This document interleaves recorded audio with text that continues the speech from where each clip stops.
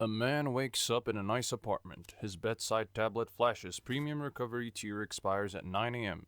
He didn't buy a mattress, he subscribes to sleep. In the kitchen, his coffee machine demands a QR scan. Token required. 24-hour caffeine access costs $2.99. He taps accept because there's no other button. He walks to his car and the dashboard glows with a single message. Subscription expired. Renew mobility plan to drive. This scenario is closer than most people realize. Every major industry is already moving in this direction. They don't need to own you if they control every switch in your life. Owners can refuse, while users can only click accept. This shift has a name. It was packaged as a global reset, launched when the world was too distracted to push back. If you want to understand how we got here, hit like and subscribe because this story is about to get uncomfortable. On June 3rd, 2020, while the world was still locked down and governments scrambled to respond, Klaus Schwab, founder of the World Economic Forum, and then Prince Charles launched the Great Reset onto screens worldwide. The timing was intentional, a crisis-sized opening for a systems-level redesign. Prince Charles said there is a golden opportunity to seize something good from this crisis, not recover from, seize. The blueprint had 3 pillars designed to sound like common sense: Stakeholder Capitalism, the Fourth Industrial Revolution, and Building Back Better. Stakeholder capitalism is where the sleight of hand begins. Traditional corporate law is simple. A company exists to maximize value for shareholders, the people who own it. Stakeholder capitalism replaces shareholders with stakeholders, a word that sounds democratic but has no legal definition. It could mean employees, communities, or governments. In practice, it means whoever the board decides. Schwab's own book makes the scope explicit.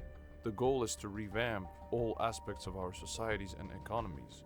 Not fix, revamp, not tweak, but redesign. Once corporations claim they're serving society, they can justify nearly anything.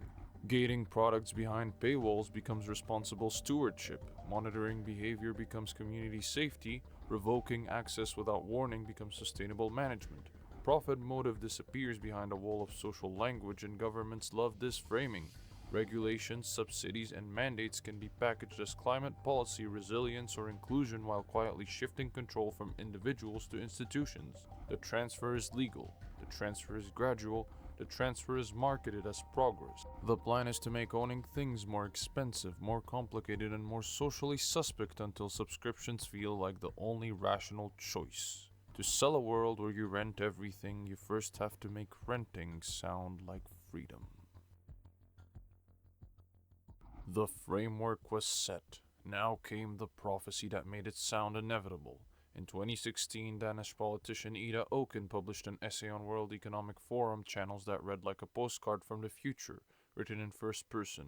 It described life in 2030, where everything, clothes, appliances, transportation, flowed through shared services. I'd like to draw your attention to one line in particular. I own nothing, have no privacy, and life has never been better. 2 years later, the World Economic Forum released a video titled 8 Predictions for 2030. The first prediction stripped away even the narrative softness. You will own nothing, and you will be happy. Notice the rhetorical architecture. Happiness is load-bearing. The word functions as psychological armor. If you push back, you're resisting convenience, fighting progress. You're choosing misery when bliss is available for a low monthly fee.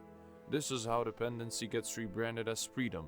In a subscription economy, the thing you think you have is just a temporary permission slip. It's tied to a company account, a payment status, and usage policies that can shift without notice. Your digital library exists until the platform revokes it. Your lifestyle persists until someone updates the acceptable use policy. Ownership carries legal weight, but access depends on someone else's mood.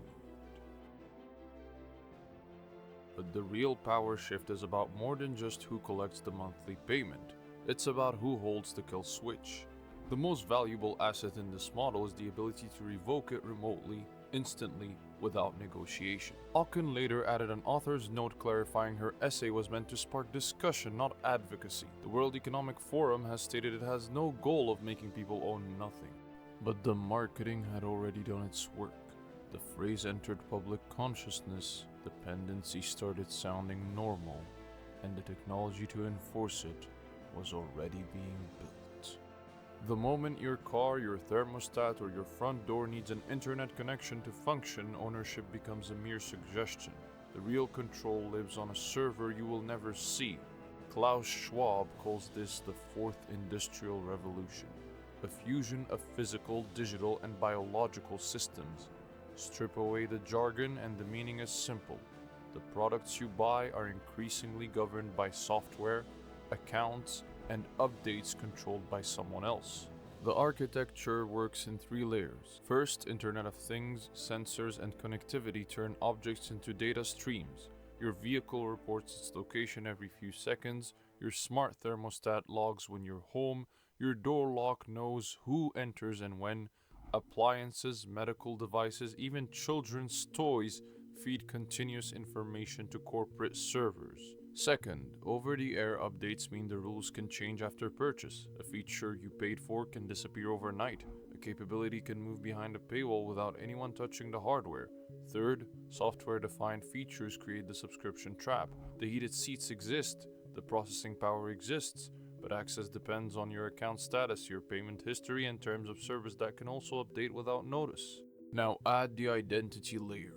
The ID 2020 Alliance, a public-private partnership backed by tech giants and international organizations, advocates for digital identity infrastructure to close what they call the identity gap for people without official documents. Partner programs have piloted systems where vaccination delivery and health records become an on-ramp for establishing digital identity records. The framing is inclusion, and the architecture is biometric authentication tied to every service you access. When identity is digital and devices are networked, access becomes conditional, not just on payment but on compliance scores, policy flags, and automated risk alerts that trigger without human review. There's nothing inherently malicious with this infrastructure.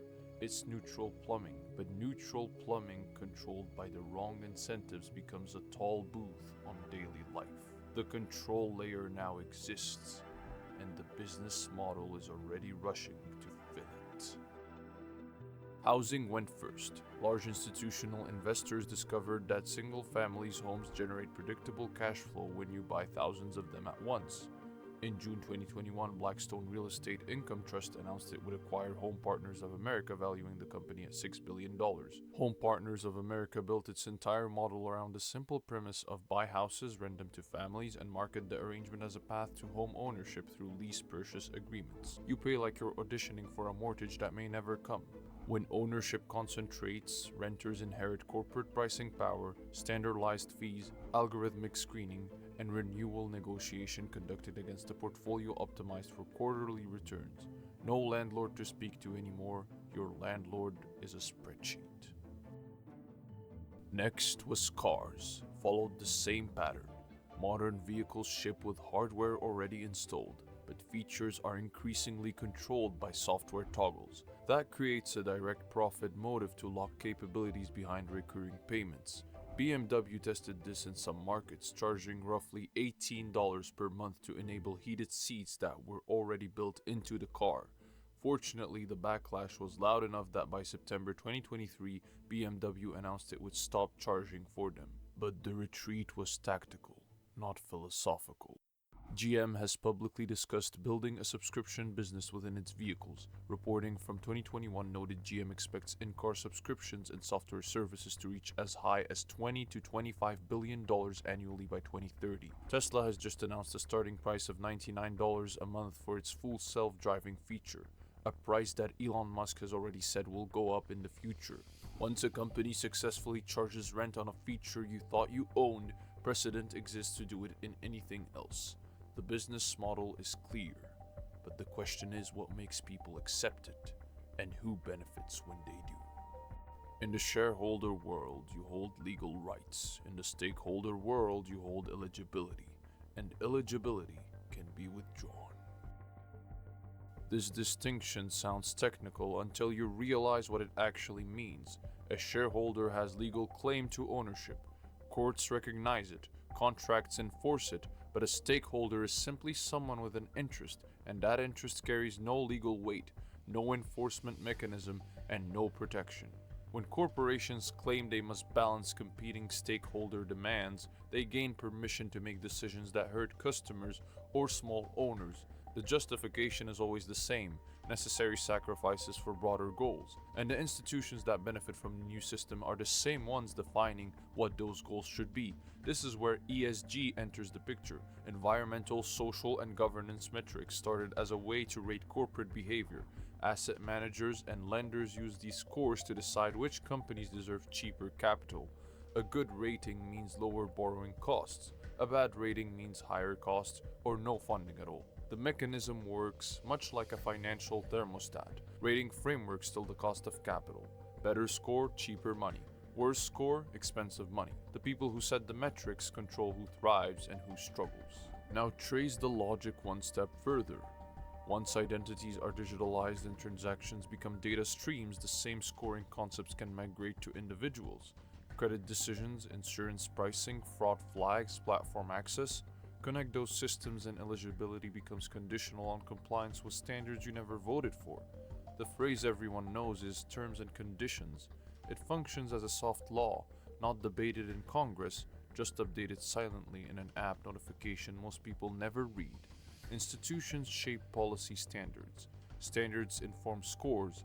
Scores determine eligibility, and eligibility decides whether you participate in the economy at all. No conspiracy required, just incentives. Recurring revenue plus risk management plus data exhaust equals a system that naturally prefers control over ownership. So what does this architecture do to an ordinary worker trying to build a life? Well, the scary part is that your essentials can be turned off without a courtroom or a hearing, or without anyone even looking you in the eye. Start with the wealth mechanic most people never think about. When you own an asset, you capture its appreciation. Your home gains value while you sleep. Your car depreciates, but you can sell the residual. When you subscribe instead, the appreciation flows somewhere else. Your payments build someone else's balance sheet while yours stays flat year after year. Now add volatility. Subscriptions don't behave like stable prices locked in purchase. They can be repriced quarterly, bundled with services you don't want, or discontinued entirely. That grandfathered rate keeping your budget intact is nothing more than a marketing decision, and it can vanish in the next earning calls. The fragility layer is where things get more personal. A single missed payment, a disputed charge, an automated fraud flag triggered by an algorithm having a bad day. Any of these can temporarily cut access to tools you need to work and live. Centralized accounts and biometric linked IDs raise the stakes of every error and every breach. If your identity credential is compromised, you lose the ability to authenticate yourself across every service that requires it. The asymmetry is really quite amazing. When a platform denies service, you argue with a help center chatbot and wait for an algorithm to reconsider. When a person loses housing or transportation, they lose leverage in every other negotiation that follows. Lose car access? Miss shifts. Income drops? Credit scores worsen. Insurance premiums rise? Housing options shrink. The system compounds downward fast, each domino toppling the next. Owners can refinance, sell, or hold through difficult months. Users can only keep paying and hope the terms don't change overnight. That's how the system does exactly what it was designed to do: shift risks to the individual and stability to the institution. The Great Reset is the ultimate software update for humanity, designed to delete the owner and install the user, because the business model loves control. The real divide going forward is property rights versus permanent conditional access. Every time you replace ownership with a recurring payment, you trade a one-time cost of permanent permission, sometimes worth it, but often it's a trap. Start reading the fine print like a weapon. Look for what can be remotely disabled, what requires an account to function, what happens when you cancel. The answers reveal who really controls the thing in your hand. Drop a comment below. What's the most ridiculous thing you've seen turned into a subscription? Something you thought you already owned? If you don't want your life to come with an unauthorized error message, hit like and subscribe. Join the channel, grow your knowledge, protect your ownership. Our next installment is about biometric identity. I really think you'll want to know about this one, so make sure to hit that notification bell so you don't miss it, and we'll see you in the next one.